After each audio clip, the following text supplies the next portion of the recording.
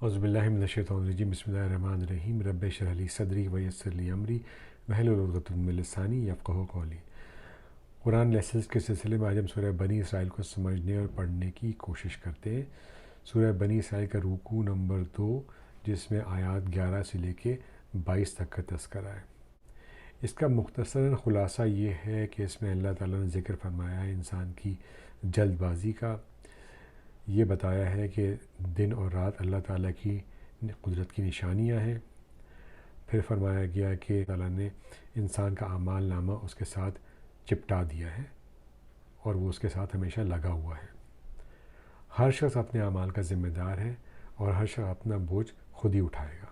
تذکرہ کیا گیا کسی بھی معاشرے کے خوشحال لوگوں کا کہ ان کی نافرمانیوں سے معاشرے پر کیا ایفیکٹ آتا ہے، اور پھر آخر میں یہ فرمایا گیا دنیا اور آخرت کے فائدے اللہ تعالیٰ ہر شخص کو دنیا اور آخرت کا فائدہ عطا فرماتا ہے، چاہے وہ مسلمان ہو یا کافر ہو۔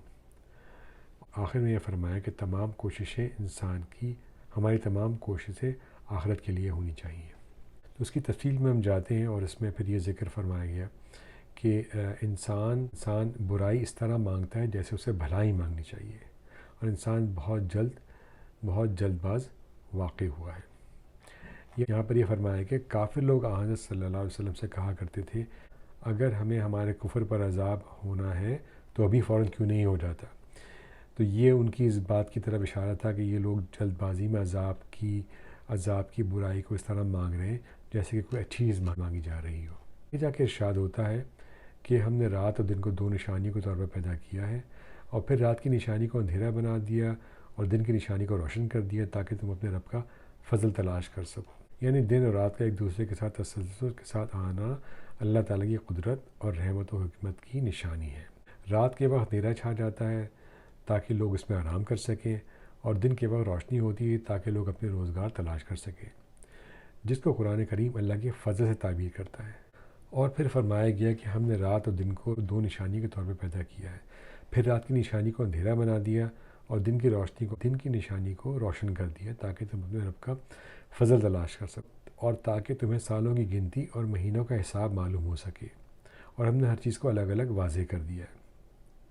پھر فرمایا گیا کہ ہر ایک شخص کے انجام ہم نے اس کے گلے میں چمٹا دیا ہے۔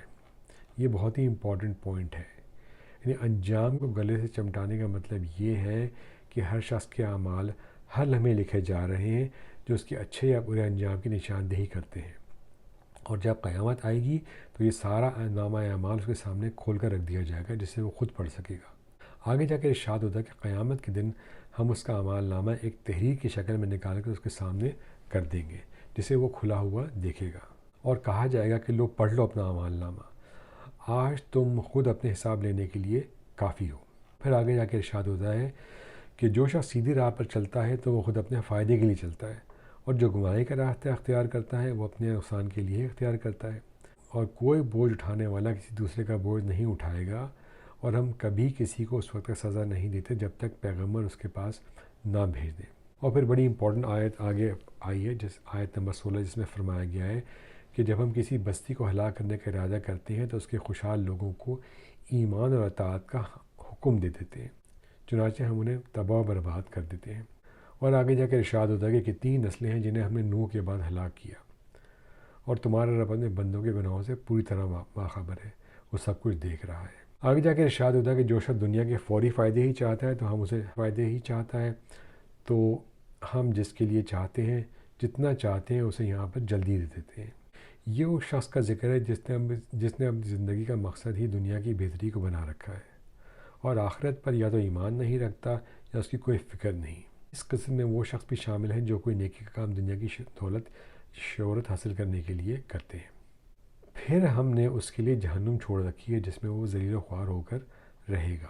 آگے جا کے تذکرہ ہوتا ہے کہ جو شخص آخرت کا فائدہ چاہے اس کے لیے ویسی ہی کوشش کرے گا جیسی اس کے لیے کرنی چاہیے، جبکہ وہ مومن بھی ہو، تو ایسے لوگوں کی کوشش کی پوری قدردانی کی جائے گی۔ وہ ہر چیز جو ہم مانگ رہے ہیں وہ ہمارے لیے خیر کے بجائے شر لا سکتی ہے۔ بعض لوگ حالات سے تنگ ہو کر بد دعا کر بیٹھتے ہیں، غصے میں آ کر، اور بعض اوقات تکلیف میں موت کی تمنا کر بیٹھتے ہیں، اور بعض اوقات مایوسی میں ایسی باتیں کر بیٹھتے ہیں جو کہ بہت ہی غلط ہے۔ وکان الانسان عجولا، اور ہے انسان بہت جلد باز۔